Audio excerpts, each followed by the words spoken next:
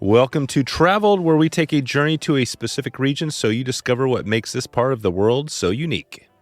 Before we get rolling with our guest this week, I wanted to share the love with our Traveled sponsor. This podcast is powered by Swing Outdoors, the Wet Fly Swing podcast, and Yellowstone Teton Territory.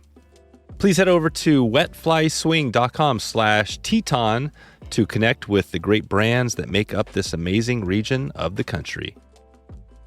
Today on the Wet Fly Swing podcast, we've got John Stenersen, who takes us into ClackaCraft Boats and Idaho Falls.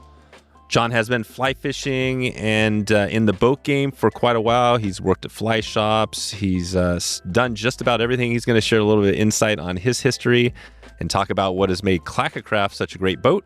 Today, John's going to give us his 3 takeaways on why you might want to think about getting a boat this year.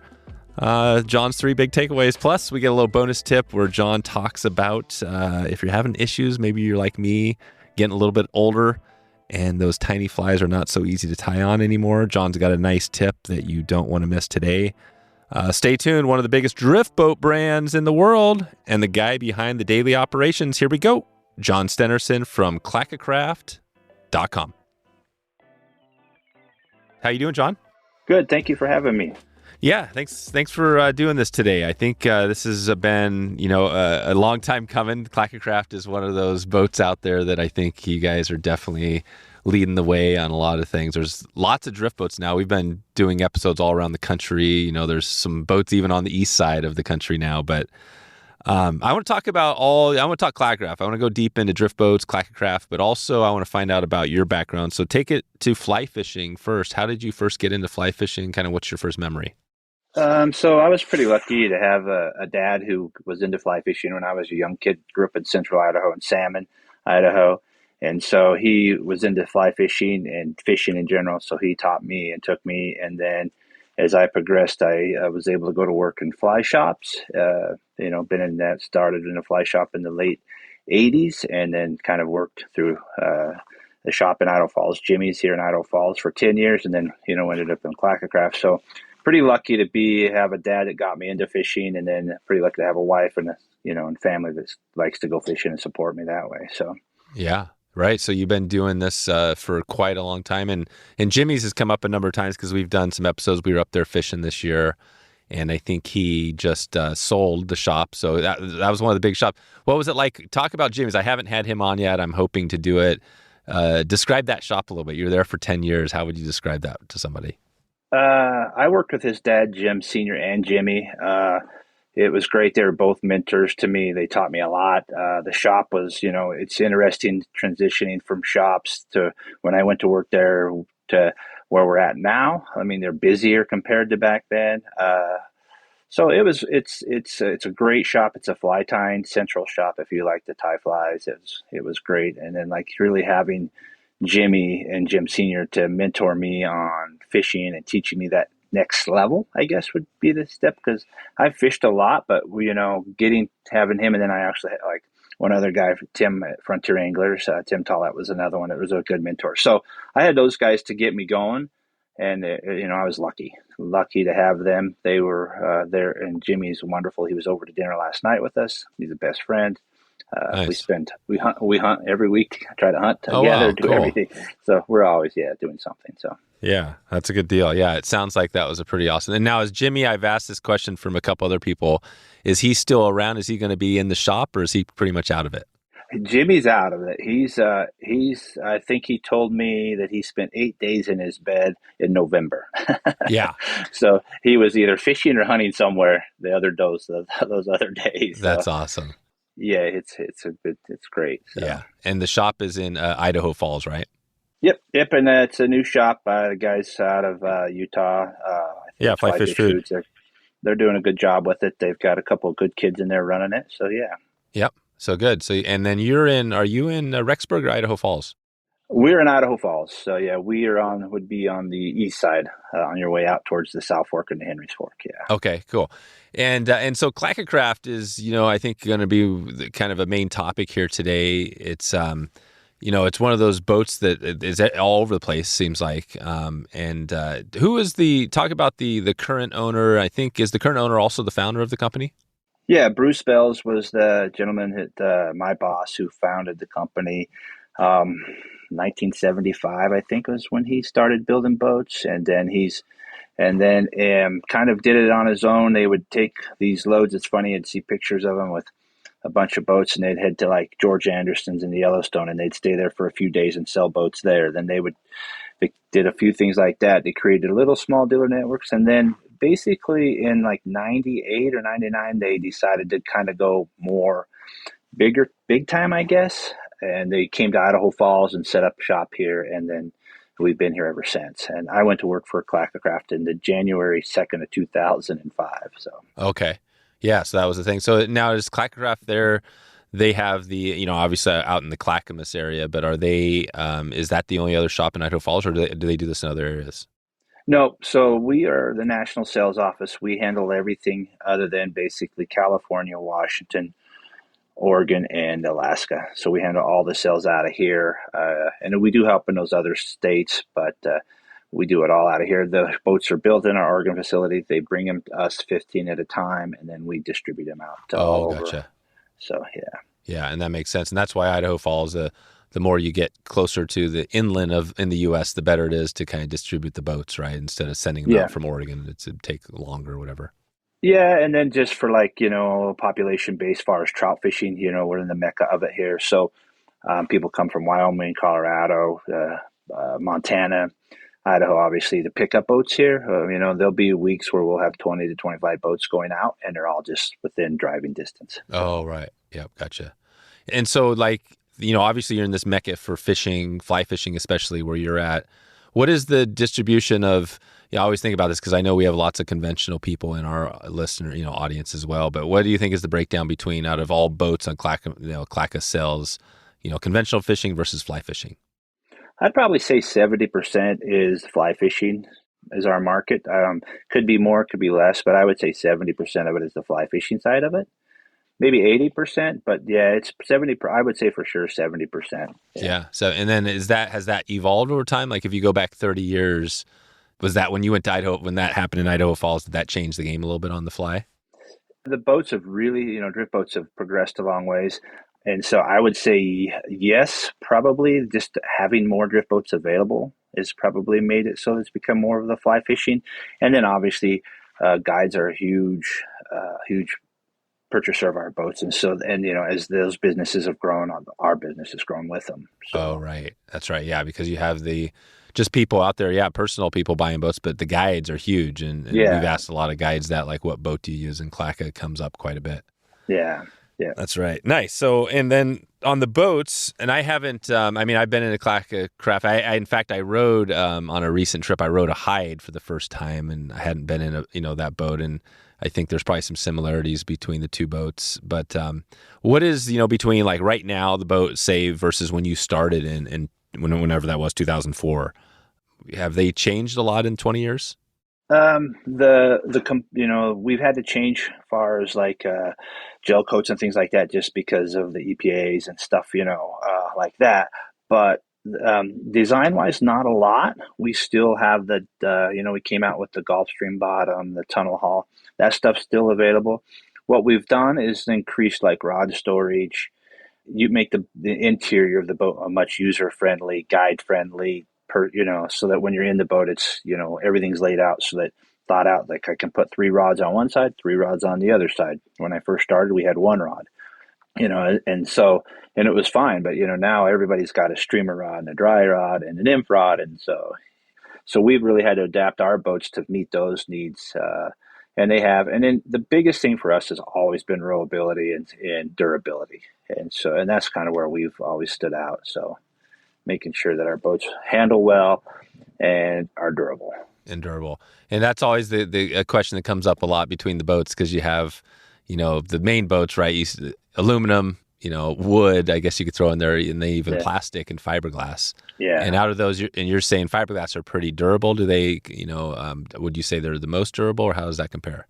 I would say that that's a hard question, but because I always tell people when they ask about clackercrafts, like I say, if you hit a rock hard enough to poke a hole through a clackercraft, you're going to poke a hole through an aluminum boat, a wood boat, any of those. So the beauty of a fiberglass boat is if you do damage it, you can clean them up pretty quick. I've been here a long time with this company, and we offer a lifetime warranty on those boats, and I see maybe one or two a year in all of the years that I've been here that are truly a warranty issue where someone's hit a rock and poked a hole through it. Oh, wow. So it's just a Yeah, couple, and that's pretty yeah. much it. Yeah. I mean, they're these, they guides run them down the river and beat them up, and they're durable that way. So That's right. That's right. And what is and I've heard about the Gulf Stream and tunnel. Talk about those features a little bit. What is that? What does that do for the boat? so basically, the thought process was when we were designing and doing all that was, golf balls, sailboats all have the dimpling on the bottoms to help reduce drag and flight. And so the idea is, like if you're on the South Fork, for example, we have a lot of mixing heavy currents. And the idea is instead of it forcing the boat to one way or the other, it goes underneath the boat and disperses. And so you have a little Oh, more yeah. lift and a little more, and so we have the tunnel hull, which forces the water to the middle of the boat. And then with those dimples, and there's obviously everybody has different philosophies on how it works. And how that works. But it does, for us, it's something that surprisingly, we don't talk a lot about anymore. We used to talk about it a lot.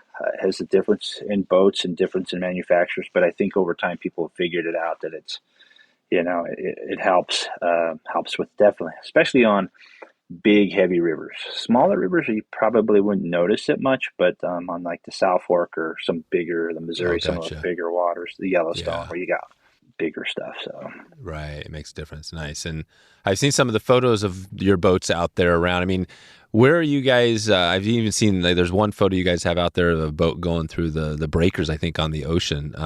Have you seen these boats? I mean, how far are these being distributed? I know they're all across the U.S. pretty much, but do you guys send these out other places? Yeah, if yes, we send them. We've sent them to Argentina. We've sent them to Chile, Mongolia. If you guys go look at them, they have two sections where they run a section, and it's all through drift boats with us. Then Mark Johnstad's is the guy that I've always dealt with, and I think over the years we've probably sent 8 to 10 boats with them over to there on that. So.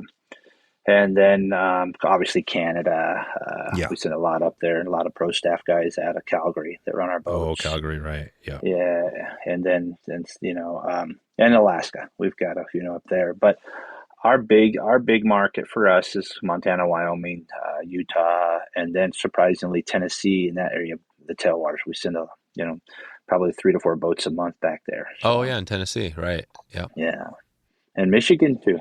In Michigan? Yeah, because Mike Schultz, Schultz, he runs stuff, and he does a really good job of promoting our stuff there. So Oh, yeah, he does. That's great. No, and Schultz is, we're doing a little event with Mike, smallmouth bass clinic here this year, so it's going to be fun to do that. I think sometime we're checking on that right now. So yeah, we'll probably be in one of your boats. That'll be the cool yeah, thing is that out there I'll be yeah, able to actually finally get a chance to spend a good few days in the boat. yeah. They fish out of the skiffs out there, and they love them. So Yeah, the skiff. So there you go. yeah, So the skiffs. Now we go back to the skiff because I'm more of a traditional style. I'm not but I fished the skiff for the first time and I was blown away. And I know your skiff is similar in size, but that's the great thing is that there's just those skiffs are made for. I mean, what is the skiff made for? It's made for like dealing with wind, right? That's one thing. What are the big features of a skiff that you guys versus say the conventional high-sided pointy boat? so the reason for our skiff, and we built a skiff, was to have something that was be for like a class 1 piece of water, which we could get into a whole thing about classifications of water, but a class 1, something low profile, something that rode. It's by far our best rowing boat, but it's not by far our most versatile boat. So meaning it's great on certain pieces of water, but you don't want to use it everywhere. Right. That type Like of heavy stuff. white water. Yeah, exactly. I love the skiff. It's what I fish out of. I have a deck for still water, so I can get up on top and sight fish, all the way to where I fish it, on the Henry's Fork and the Beaverhead and Big Hole and all those types of rivers. So Right. So the skiff is, yeah, more functional. It allows you to get in and out of the boat really good. I mean, fishing two yes, guys in the boat, it's perfect. It's comfortable, but it doesn't have you can't take it through what, like class 4? Like, how do you know what you can take it Uh, down? s- so we basically rank them like on all classifications. So, like our skiffs would be a class one, class two possible, and then like our low profiles would be class two, class three, and then our standard sides would be what we call, class three, class four. And so, luckily, we've all worked in here, and the salesmen at work here have all been here enough that they understand different rivers and different needs. And so, for like if we have a beginner buying a boat versus somebody who's had a lot of boats, we steer them towards the boat that's going to fish the river they're on. And the rule of thumb for us is to always buy the boat that you're going to spend 90% of your time on, and you can always make that boat work other places for those 10 times or 10% of the year you go someplace else. That's kind of and that's a good rule of thumb. Even if you're purchasing a boat, you really need to think about that. Is okay, where do I spend 90% of my time? And so if I'm on the Henry's Fork 90% of the time, well, I can wait until the flows drop on the South Fork to use it, or I can wait till the flows drop on the Yellowstone to use it, and that kind of thing. So, Yeah. Yeah, gotcha. Okay. And the deck, so talk about that a little bit. We're also trying to get some Stillwater trips going out probably in your neck of the woods. Well, what is that? Is that something that you can order custom, or do you guys do that regularly? no, it's just one we had built. A good friend of mine, and he works for Hart Montgomery, Travis Morris. He designs them, and he built me one, and we use it like up at Georgetown Lake when you're out inside fishing and stuff. So it's we haven't really designed or gotten much into that stuff. Partly because we're usually so busy with all the other things we got going on, we just haven't had time to explore all those options. Oh, right. Yeah, yeah. But that's something maybe in the future if you got more popular. It seems like Stillwaters are maybe getting more popular around. Do you see that a little bit?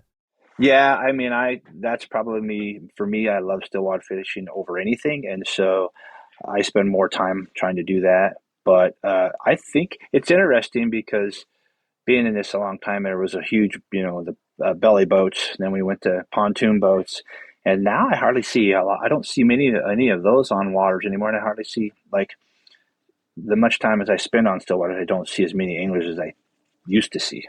Oh, so there's less anglers out there, but more in boats and drift I boats? think so. Yeah, more in rafts and boats and that kind Oh, of and stuff. rafts. Yeah, Right, yeah. right, right. Yeah, no, I know. It's interesting. I haven't done as much Stillwater fishing as of late, but yeah, I remember that. It was a lot of singles, the boats, the pontoon boats out there. But I had a friend that, Gene, who definitely, the drift boat was a thing we always fished out of in the lakes. And he's kind of probably the first one that I did a lot of that. But again, that was out of a conventional boat. So I can imagine out of a skiff. Now, what is the boat? Is the skiff a good lake boat? Is that a real good lake boat to use?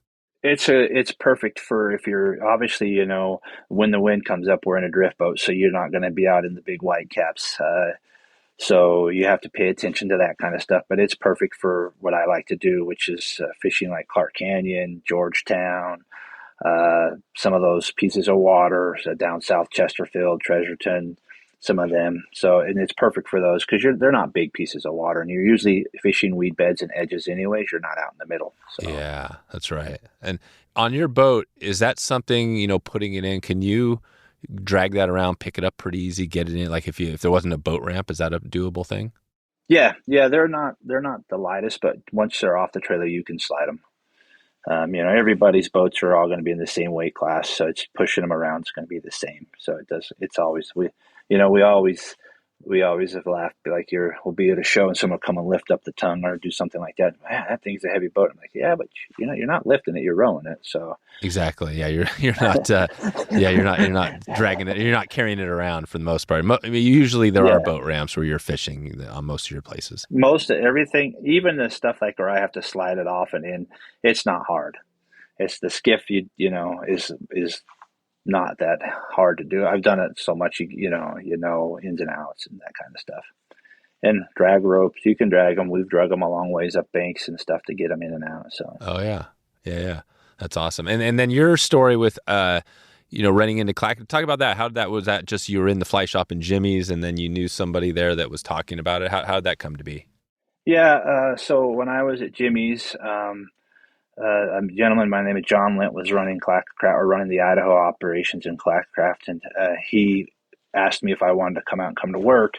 And it was kind of for me, Jimmy's was incredible, but starting a family, This was more of an 8 to 5 job with weekends off and coaching, because I coached my son through baseball, hockey, and football, and you name it. And I was always one of the helping coaches or in coaching, and until he graduated in high school, I was always coaching, and so it allowed me to come to work and work here, and then have weekends off or get out in the afternoons. Like I could come in and leave at 4 o'clock and go coach a practice. And the Jimmy's was good, but it just was more of I needed to be there on Saturdays because that's a busy day, and so it worked out. It's been a good move for me. Been a good move for our family. We've been able to meet a lot of really cool people through the business and go fishing in different places, and it's just, and like my son loves it. My wife loves to go on a boat, so it works. Yeah. Yeah. And do you talk to Bruce quite a bit? Is that kind of a daily, weekly thing, checking in with him? Bruce and I talk pretty much every other day, if not every day. Just real quickly, sometimes it's just how about the weather.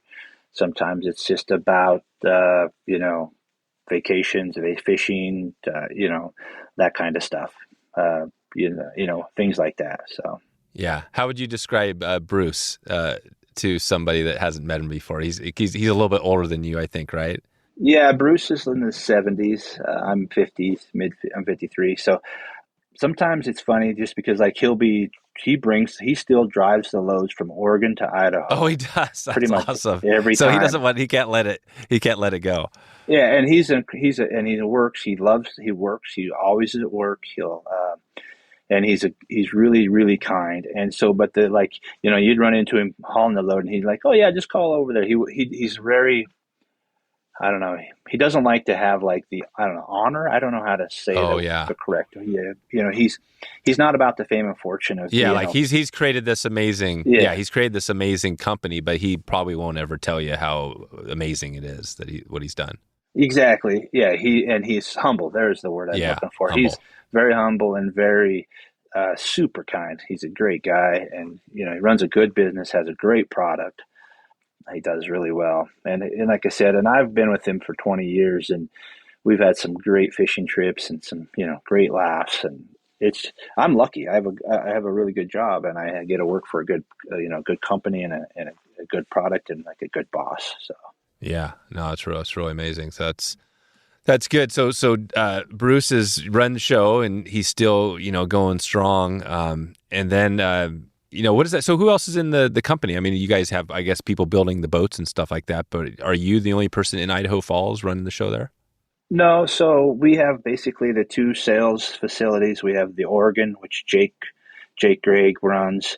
And then, and he's got a couple salesmen that work there, and then a crew that puts boats. We have Roger, Giles is his name. He's been with the company forever. He builds all the boats, puts everything together. And then in Idaho, we have there's myself and Matt Kelly. And then a couple salesmen, Nick Johnston and Travis Toller. And then we have our repair guy who's been with us for like 20 some years, over 20 years. And then we have basically a do-all, fix-all guy that can do anything and anything that you need done. Like he can, and he does that, and he's been with us for a long time too. And he can problem solve boats, you name it, he can fix it. And does all of the prep work, small fiberglass work. It's That's really cool. Yeah. And his name's John Schinkel, and he does a great job for us. Yeah. Gotcha. Okay. So that's the crew. And then have you guys, I mean, as far as, looking at east versus west, how many boats are going out kind of east? Are you sending out more and more every year, or is that kind of a growing market? It has, the Tennessee market. Obviously the Delaware is a big market for us. Michigan and Georgia, North Carolina, South Carolina, all those tailwaters are becoming more and more fishing. And so, I would say we probably send 50 to 100 boats. It's hard to say, an exact number, but we send a lot of boats out there. There's times we're sending 3 a week, and sometimes we don't send any. Obviously, this time of year slows way down, but it always picks up.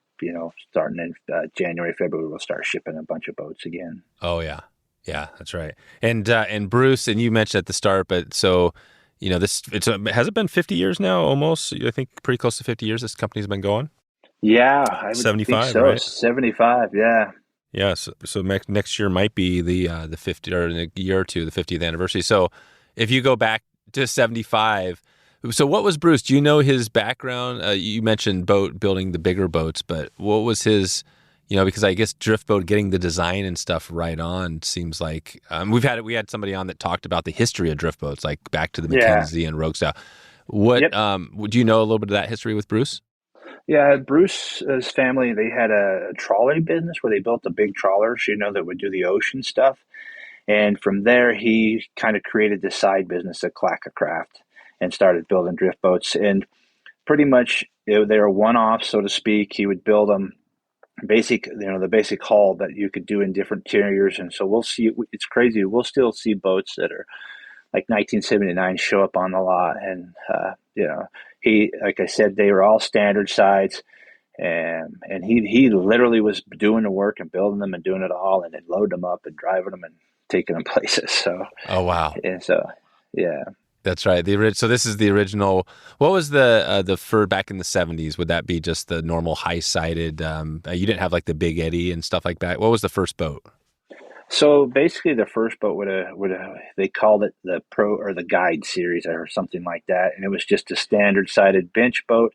You could do either a bench rowing section and a bench up front, and then eventually they started going, into the early '90s when the trout fishing started picking up in that market, and then they went to what we call our weight forward, which is the single pedestal box up front, and then from there. They in the late '90s they started building the low profiles, and so then we came out with like the 15-foot low profile. And then we came out with a 16-foot low profile. And then in like 2012 or 2010 or 12, we came out with the Eddy, which was a combination of our Headhunter skiff, which we brought out in 2006. So a combination of those, and then we brought the Big Eddy out a few years ago because the Eddy is by far our number one rowing boat, and so we It just is. basically mimicked that boat and made the Big Eddy match that one. So. Oh, and what is the eddy? Is a traditional style drift boat It's the traditional style drift boat in a low profile. and a low pro. So that means instead of having the sides being what's a normal high sided versus a low pro sided length? So we've always had three side heights, and so a low profile is going to be the 19-inch side height, a standard side which is would be the 24-inch side height, and then we have a high side which is a 30-inch side height.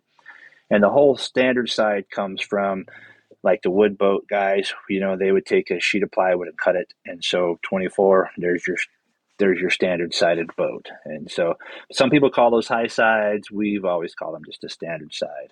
Oh, gotcha. This, Yeah, so that's standard because the typical 30-inch you call your high side, but probably a lot of I'm just thinking more of the aluminum boats. My guess is a lot of those are 30-inch. Just right? Is that true or no? I would say most of your aluminum boats are going to be probably 24 Oh, they are. still. I would Okay, say, yeah, most 24. everything is that. Yeah, the difference is that with the noses on like the aluminum boats, they had a higher nose, and sometimes depending on how long they made them, rocker and that type of thing on the Yeah, the boat. rocker. And on that rocker, is that, going back to the old traditional like Rogue versus Mackenzie, are these a full rocker, kind of I guess the Mackenzie style, or yeah, Mackenzie style boat? They are, but what we've found over time is by flattening the bottom and having a wider boat, you've been able to, shallower draft and track straighter, things like that. The original boats were, like say you take the old Mackenzies, you took a 48 sheet of plywood, and that was your width at the bottom, and then two sides 24, and you built everything off of that. And so now we run, bottoms that are 56 inches wide to 60 inches. So the bigger footprint on the water, so less draft, so you can put more weight in them, handle more gear, that kind of stuff. Yeah, that's it. So basically, the more surface area, the less your boat sinks in the water, the more you can carry. Exactly. Yeah. Yeah. Gotcha. Yeah. So the skiffs are what is the dimension on the skiff? The width of the bottom? The skiffs are 55, and then they're pretty much flat with just a small rocker at each end. Oh wow! So they're flat. So the whole bottom of the boat is pretty much flat. Yeah. So you can like 2 to 3 inches of water. They track super straight. So yeah, they're like I said, they're the great boat, but they're definitely if I was talking to if you were a first time buyer or you didn't know what you were doing, we'd all be talking eddies right Yeah, now. we'd be talking eddies because eddies are made for you. You could take an eddy down through whitewater, big whitewater. Yes, you could get up to a class 3. If you're a good rower, they use them like on the green, down below Flaming Gorge and on the Yellowstone. You can take it everywhere if you've got experience in a drift boat. Yes. Yeah, you can do it. And where is so have you heard any crazy place? I mentioned that photo you guys have of the guy. I think he's rowing through the breakers in Pacific City. But have you ever heard any stories of boats, kind of being in crazy places, flipping, any of that stuff? Yeah, I mean, we see it every year with boats in spots and crazy places, slides. See them where they're running it down steep faces. Yeah, it's just that's just part of the game. Is boats getting sunk and people taking them in places that are Shouldn't be. unique. Yeah, or Yeah, not, or they don't have the skills to be taking them in those places, right? yeah. I mean, we used to before they changed it. We used to be able to take boats down below what they call Mesa Falls, and we would slide a hard, glass boat all the way down that. So we would do that, and there's other places that we slide them off of bridges and down chutes. Do a lot of that stuff. The water stuff. The water is water. You have to really understand that there's places they can and can't go, and that's what rafts are for. So. Yeah, exactly. Yeah, rafts still have a good place out there, Yes. really anywhere, right? Rafts are great. Yes. Yes. Yeah. Right on. No, this is great. It's cool to hear some of this because you see them everywhere. And what is it? Fear no rock, right? Is that still the slogan? Yes. Fear no rock. Yep. Fear no rock. That's our with our warranty. We like I say, it's we do our boats are a little bit heavier in the chine area because that's typically where all the damage occurs, and so. Oh, right. Yeah. The chine is the chine the front part of the boat, the pointy part? No. The chine is at the sides where you go from the side of the boat to the bottom of the boat. Oh yeah, the chine. Yes, that's where you're ramming rocks and banks and stuff. Yep. Exactly. Yeah. Yeah. Okay. So that's a durable. And what does that look like if somebody was to buy well, let's talk about that because I feel like boats have gone up a lot in cost all boats, really everything. I mean, look at trucks, right? Yeah. Everything's so more expensive. Yeah, everything. I remember when boats used to be kind of in the, under $10,000, right? Or you could get a brand new boat for $7,000. Seems like most boats are a lot more expensive now. Is there, what's a price? Just, I know you guys have a huge amount of line, but let's say one of those skiffs. So basically, if you're looking at new boats, you're looking at around $14,000 for a new boat. But that's a trailer, oars packaged up, everything ready to go fishing. Yeah, pretty loaded. And everybody's in that price range. And the prices have gone up. What we've noticed, obviously, people forget that this is a petroleum-based product. You still have to, when gas prices are higher. And then what we're also seeing that is, supply and demand obviously has always changed. And so it's been very interesting, to see the changes for us. Because when I, went to work here, boats were a lot less. Yeah, they were. Well, they were. I mean, my guess is, 20 years ago, I would say boats were. Maybe half the cost. Maybe not half the cost, but quite a bit less, right? Under 10,000. Yeah, like $8,000 probably for a new package. Yeah, exactly. So it's just part of the world we're living in with everything. But yeah. It's still not a bad deal if you think about it, especially when you compare it to if you're to buy a truck, what you're going to pay for that. So yeah, it's an interesting business because for fishing wise, you don't need a drift boat to go fishing, but they obviously make it so you can cover a lot of different places. And so, and then obviously for us, we do a lot of guide business, and for them it's a job. They got to have the boat to work. So yeah. That's cool for you guys. That's probably, I'm sure, a great thing with the business, the fact that you have so many guides that, guides, they're going to buy their boats because they have to. That's right. Yes. Yeah. Yeah. And we're lucky we have great guides that work for us. Talk about a few of those. We mentioned Schultz. So I know Schultz is a big player out in the Michigan area. Who else are some of the big name people that are running Clacka boats? Patrick Folkrod would be, we'll kind of stay out that way. He's does Clacks, and he's an incredible, like an Orvis Guy of the Year. I think you had Jake Volcock. I saw there they maybe had Jake Volcock on. Oh yeah, yep. Jake's runs one of mine. He's a skiff guy. Nice. Jake, he's a big skiff guy, and so those guys out there. I'm sure there's more I'm missing. And then we have, we have a gentleman, Dave Brown. He's Uh-huh. been with us forever. Tim Linehan has Oh, been yeah, with us yeah. from ever. Tim's awesome. Yep. Tim's one of the best. Obviously Kelly Gallup's been with Oh, us. right, My Kelly. gloss. Kelly's on here. Right. Yep. Sure. I and was just looking at episodes. I was just looking at our downloads because I've been trying to like everything every year. Try end of the year. You're thinking, okay, how do we do better next year? And all his episodes are still the most listened to and the most re-listened to. His yeah, episodes get people listen to those over and over again because it's just he's got this thing. Do Because you know Kelly. Kelly a little bit? Yeah, Kelly and I get to fish quite a bit Oh, together. you do? We've had some great times, and Oh, that's cool. yeah, yeah, Kelly's awesome. We fish together.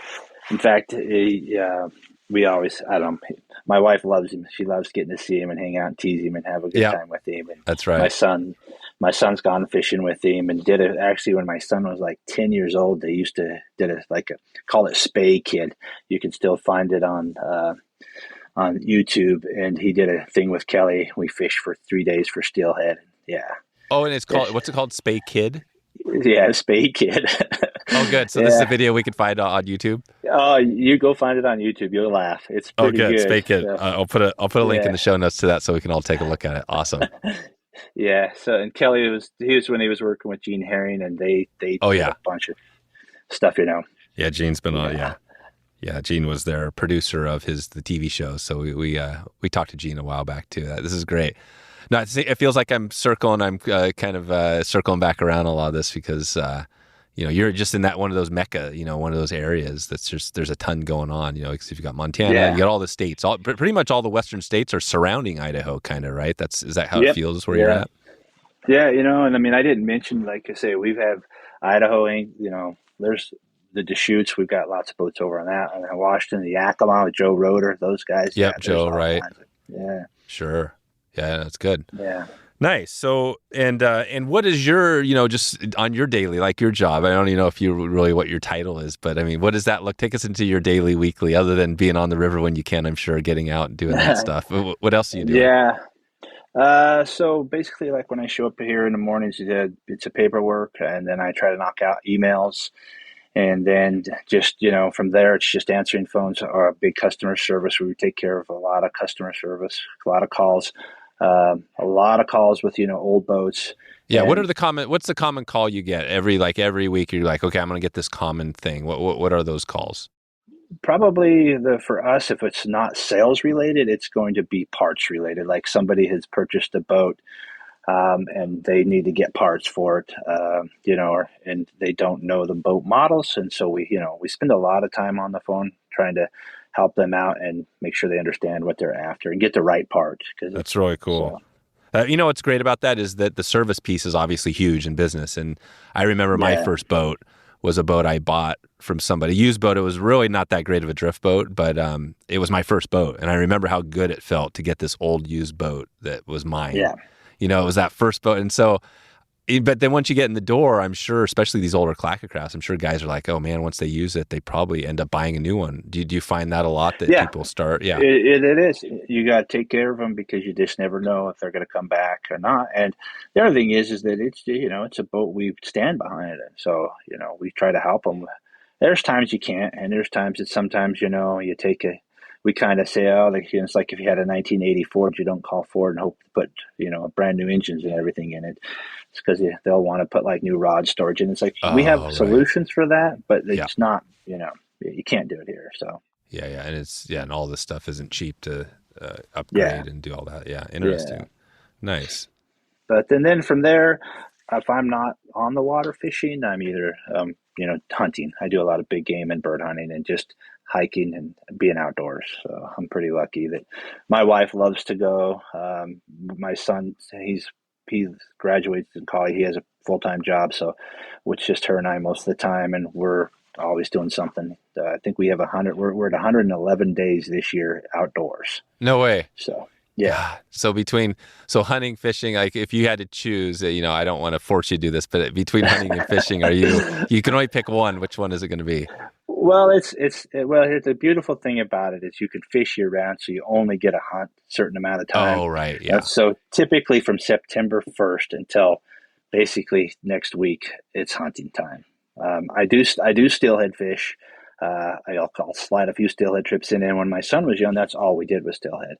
But now that he's graduated, has his own life, so to speak, with his family, I spend more time hunting probably and hiking and doing things like that in the fall. And then we'll still get 60 plus days on the water. So yeah, still doing it. This is cool. Yeah. And you mentioned, I think, off air, the fly tying, signature flies. Talk about that a little bit. What are you tying, and what's your specialty? So I have have flies with a couple of different companies. It's evolving back a long time ago. Again, when I was tying stuff, it was, we were foam. I was lucky to be into the foam, first part of the foam stuff. And then, if you go into fly shops and you'll see fly patterns called the CFO stuff. So it's the CFO flies, or they may say Stenersen CFO. And the CFO was my nickname for Jimmy's, sort of the chief feather officer. So, oh, right. There you go. So that's kind of how that pattern name came about. So it's like, shops will carry them. And I have ants, like small terrestrial stuff. That's probably my stuff that I do. And, things like that I like to fish still water. So, a lot of ant patterns. People don't think to fish ants on still waters, but stuff like that. Yeah. Oh, that's good. Yeah. Yeah. Is the CFO ant one of yours? Yes, the CFO ant stuff. You'll see that around. Gotcha. Yeah, it's a foam. Yeah. And I do. Yep, I do some with Solitude, and then JD flies. It's Marty Downey with him. So. Yeah. Oh, gotcha. Yeah, you got a bunch. I see them on CFO. Yeah, the mini ant, the Chernobyl. Lots of good stuff. Golden Stone. Cool. Yeah, I tie pretty much. I get up every morning and have a cup of coffee, and then I try to tie a little bit, and I still have some people that I tie for, and then obviously for family and friends and all that kind of stuff. Yeah. So what do you tie? You sit down, you tie how many, like a dozen flies, or tie more than that in a session? I try to tie a dozen a morning. Yeah, 1 dozen a morning. That's pretty good. Yeah. That's like that one thing where if you do that, you've probably been doing that, my guess, for 20 years. Have you been doing that a long time? Yes. Yeah. It's the amount, the amount of flies. All my buddies, they all chip in and throw cash into the kitty, and they all get flies. And so a friend of mine's come out, then they come fishing. They've never had to they get by flies, but I take good care of all my fishing partners. So yeah, right on. That's awesome. Nice. So you got the fly tying, you got hunting. I mean, it sounds like you got a pretty a full year, and then you get out and do a little bit of working with the boats, which is part of the gig anyway. So it sounds like you never really get tired. What do you as far as when's your break time throughout the whole year? Do you have a time where you sit back and maybe go take a vacation, do something different then, or is it always kind of outdoors all the time? It's pretty much outdoors. We'll do a little bit of here and there. Most of the stuff we do is going to be outdoors, just because that's kind of my wife likes to be outdoors. I like to be outdoors. We do a little bit of traveling. Like if we do a spring break, it's going to be to like Utah, St. George, and then it's more hiking and biking, that kind of stuff, and more hiking. I'm not a big biker, but more hiking. And then that's always like the outdoor stuff is what we like to do. And then our summer vacations are for 20 or probably about almost 25 years now. We go to Georgetown for a full week, Georgetown, Lake of Montana, spend a week there. Weekend on the Beaverhead with some real close friends that come over he's a college football coach. One of my best friends is a college football coach, so he gets just a short time off, and so we always spend a week with him on the Beaverhead in that area, that kind of stuff. Yeah. Sounds great. Nice. Well, I think there's probably a few things that we didn't cover on the ClackaCraft, but maybe we can check back with you later. I want to take it out of here real quick with a couple of segments we're going to do, and then we can we've got a couple of random questions for you, then we'll head out of here. But I want to do a quick winner shout out. So we're doing this trip. We're actually doing a giveaway with Schultz, like I said. So we're going to be doing this here in a couple months. But Michael Hawley won one of the last trips we did. This was like our trout school, and he won this is our bonus thing. He won a pair of Bajío sunglasses on that event. But I'm curious with you, as we kind of get into this a little bit of the random section. First, let's just start there with sunglasses. What are your go-to glasses? We've talked to Acosta, a lot of, there's a lot of companies out there that are great. What's your go-to brand? Or do you more of yeah? I wear Smith Optics. I was just going to say Smith. Yeah, I was going to say Smith. Yeah. Yeah, they do the yellow lens, and that's what I wear. And then I'm old now, so I have to put bifocals in them.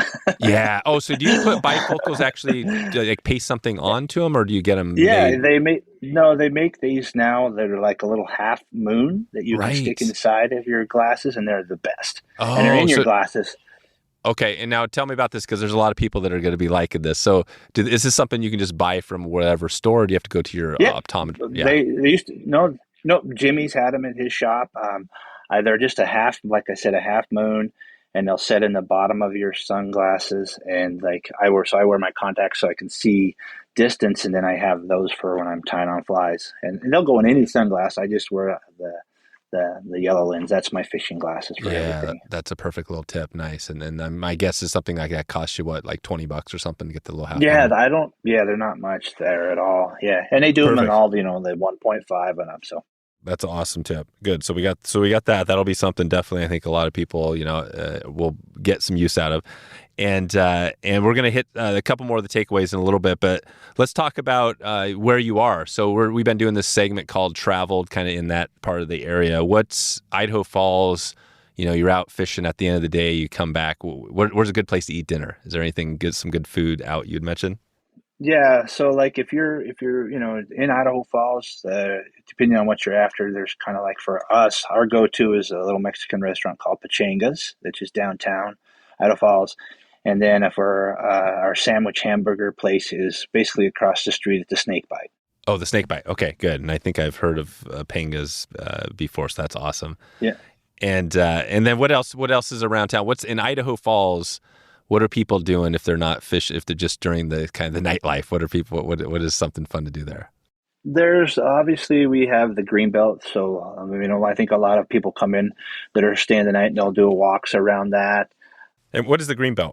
It's just basically it's a walking path all the way around the Snake River in town. Oh, nice. And you can walk it at all times of night. It's lit up. Oh, cool. It's really cool, especially in the summertime. It's really cool. We'll go down and do walks and then obviously they have ice cream vendors and all those kind of things down there. So. Now, is this the Snake? Now, here at Idaho Falls, is this actually the Snake or is this the Henry's Fork? Nope. So it's the Snake. The Henry's Fork and the South Fork come together. On the North Fork and the South Fork, we call it the Henry's Fork. They come together up at Manan Buttes. So it's probably 15, 20 miles upriver, so north. And then so the main Snake flows through town. And surprisingly, the main Snake has some really, really, really good fishing around close to Idaho Falls and in town in this area. So there you go. So you got the main Snake. Awesome. And we'll keep a couple more random ones going. What's your you talked about hockey and your kid being into some of those sports. What was your sport if you were going to be going pro? What sport would it have been? That's a good question. So I played football all through high school and in college, and so oh, you did in college, yeah. So what position? Probably been. I was a free safety. Oh, free safety. There you go. Yeah. Yep, free safety, which is a what are the skills you need as a free safety? What's the main thing you got to be fast, quick, or fast? Yeah, luckily I'm tall and fast. So yeah. Back then, now I'm just slow. Not as much. Not as much. Good. Okay. Yeah. So football. So you got that going, and you guys are in. What's the closest? What's your football? You got some good college sport. Is Boise State? That's a little ways away from you, right? Yeah, Boise State is the other side. For Idaho. It's probably there's Idaho State, and then there's Boise the State and Idaho, and the Vandals, and it's Idaho Vandals. Yeah, so Idaho Vandals. Those are all. Yeah, and then from there, I'm a college football. It's my favorite thing, but to be honest with you, I don't have a favorite team because it's wherever my best friend's coaching at the time. Oh yeah. Where's your best friend coaching now? He's at Oregon. Luckily, he's a Duck. So. He's a Duck. So he's the head football coach for Oregon? No, he's the special teams coordinator, Nichols coach.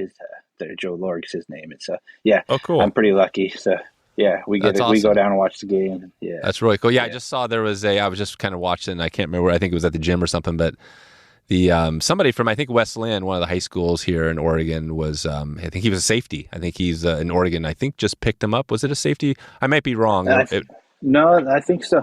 Yeah, What was yeah, it? they just Yeah. got, yep, Yeah, they got the kicker. That's right. That's what it was. yep, yep, that's what it was. Joe would have been the guy that recruited him. Yep, Oh, and he's the guy. Yeah, yeah, awesome. Yeah, and Oregon's, I yeah, mean, again, I don't keep on much either with this, but I mean, they've gone from, I mean, aren't they good? Like really good again? They're ranked in yeah, the top. yep, Yeah. yeah, they'll be, yeah, they're doing really well. Yeah. Yeah. So Oregon is always, how is that happening? Because it seems like Oregon, if you go back, I guess Oregon's always been pretty good in football, right? Over the last They've 20 been good. years. Yeah, Yeah.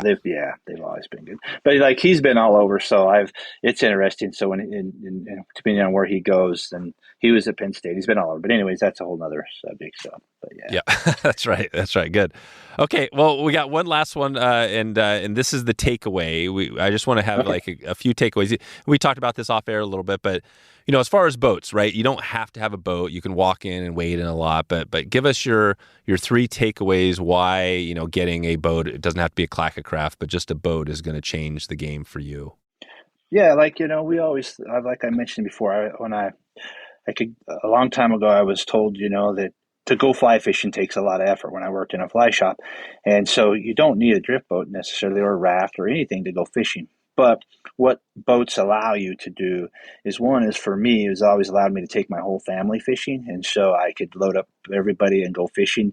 In the past, it would be if I was wade fishing, then everybody couldn't be together. So probably, family would be obviously the number one. If you like taking your family, getting out with your family, taking my dad when he got older fishing, I could put him in a boat, Right. those type of things. Yeah, that's Um, huge. for us, like we're on the South Fork, it's a big river. It's hard to access it. So it allows you access, obviously in Wyoming and Colorado and some of those places where you can't wade fish, but you can float. Boats are going to offer you an opportunity to fish more water. And even in Montana, there's a lot of private water, and when the rivers are up, or private property, and when the rivers are higher, you can't access them. So it just allows you to have more access. And then obviously, probably the other thing is for us, the boat is obviously we talked about as being a tool for guides. It's you put they work every day out of them and that kind of stuff. So Yeah, if you're a guide, yeah, that's that's one of the tools you kind of have to have in a lot of places. You got to have a drift boat or some type of boat. Some sort of a boat, yeah. And then again, like the family thing for me is probably the biggest, just being able to keep everybody in the boat and go fishing and enjoy an afternoon or an evening. We fish on Wednesdays, try to go fishing Wednesdays and date night, stuff like that. So nice, yeah. Good stuff. Right on. And are you guys going to be, got show season coming up? Is that something that you get out, or are you guys getting out around any of the shows now, or is that something you're not doing as much? No, we've got back into the shows a little bit this year. We'll be down at the Denver Fly Fishing Show, and then we'll do a couple of others. We do quite a bit of stuff out of the Oregon, Washington office. Do a lot more shows than us. We'll do the Ferminsky show down there. Then we'll do the one in Washington, and then we do some of the others. Try to there's a big fly fishing show here in Idaho Falls every year that we participate in and help with, and things like that. So yeah, perfect. Well, and leave us with, we talked features a little bit, but again, when somebody comes and they're talking to you about a boat and they're like, I'm thinking I want to buy, there's so many boats out there. There's tons. I mean, there's like, you name it, all these different boats. Yep. What do you tell somebody when you try to let them know why Clacka kind of stands out? What do you tell that person? Most of the time, what we try to sell on what we sell on is the durability, obviously, of our boats, where you're going to be using the boat. So like, if somebody's coming in to buy a boat, we find that they've done quite a bit of research. They've already looked at, rivers and waters. It's changed. I mean, we used to be, you went to a show, you sold a boat at the show. Now there's so much information out there. So basically it really comes down to features you're looking for, what water you're going to be on. Our job here is to make sure you understand, the accessories and the options and why and what and where. But if you're going to buy any boat, doesn't matter any boat, make sure that you do your research. And then I always like to put it back on the customer a little bit. Like, okay, go to your river and see what boats are on it, and talk to those guys and visit with why they're running this boat or that boat or what they would do. If you have that time and opportunity. And a lot of people have fishing guides that they've gone with, and so refer to somebody like that. Yeah. Right. That's a good point. Yeah. And I've heard that before too. The fact that, I mean, your guides are probably not even meaning to, but selling your boats just because their clients are in the boats, right? They're seeing the boat. Yeah. Yeah. Yes. So Yeah. that's part of it. No, that's a good point. So yeah, do your research and figure out what accessories you want. And to figure out, like, would they just, if they want to know with you, do they just call you? Can they go online and see all the accessories? You can call. Typically, we have, information we can email you. We like to work with a phone call, get information, email, send you out the information, send you pictures, different options, and more or less is like, again, like if you were asking me, okay, I'm going to be fishing this river, I'm going to try to sell you the boat that's going to be for that river. I don't want to, that's the whole point, is to get you with the exact boat you want for that piece of water. And that's key. That's really key. That is key, yeah. So figure out what one and give you a call. And I think your email, john@clackercraft.com, is a good place people can reach out to you. Yep. That or sales@clackercraft.com too. If they don't want to go directly to me, they can just go to sales@clackercraft.com. Perfect. All right, John. Well, that sounds like a good place to wrap it up. Appreciate your time today and filling us in on a little bit of the history. I'm hopeful that maybe I'll check in with Bruce. I talked to him once, and maybe we can hear more of the founder story from him if we can get him on down the line. But yeah, I appreciate all your time today. Thanks for all the info. You bet. Thank you. Have a good rest of your day. That's a wrap on Traveled, part of the Wet Fly Swing podcast and Swing Outdoors. This podcast was supported by Eastern Idaho's Yellowstone Teton territory. You can support this podcast and Eastern Idaho by heading over to wetflyswing.com/Teton right now, and you can let any of the brands know that you found them through this podcast and click in there and check out all the great brands. We've had a number of them on this podcast, and we would love you to find out all the good stuff they have going. You can also check in with me anytime, Dave@wetflyswing.com, if you have any questions or feedback or have an idea of where we should be traveling to next. And one big reminder before we get out of here, the Stillwater School is going right now. If you go to wetflyswing.com/Stillwater School, you can find out if we have any slots available for the big trip out to this part of Eastern Idaho. Phil Roy is going to be our guru. He's going to be breaking out the Stillwater magic. And if you wanted to up your game this year, this is your best chance right now. You can check in there or send me an email. Like I said, Dave@wetflyswing.com. And as we roll out of here, I just want to thank you for taking the time today to check out the Traveled podcast. And I appreciate you for your support and all the listens here. And I hope you have a chance to experience that road less traveled.